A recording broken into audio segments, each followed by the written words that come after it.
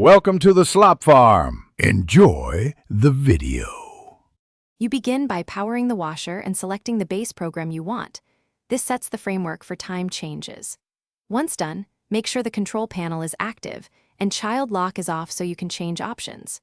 Refer quickly to the manual or sticker inside the lid to find the time, duration, or wash time control.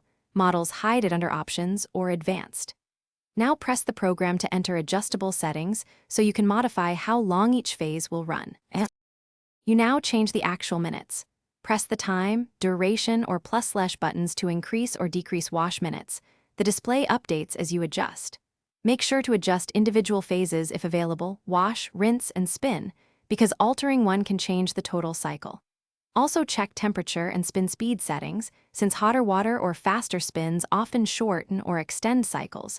You are balancing soil removal with fabric care. Once the numbers look right, press stop. You finish by starting a short test cycle to verify the time change actually applies.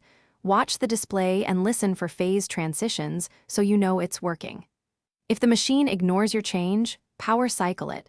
Unplug for 10 seconds, replug, reselect the program, and set the time again. If that still fails, make sure no diagnostic mode or factory lock is enabled, and then contact service or consult the service manual. This often solves firmware or control board issues.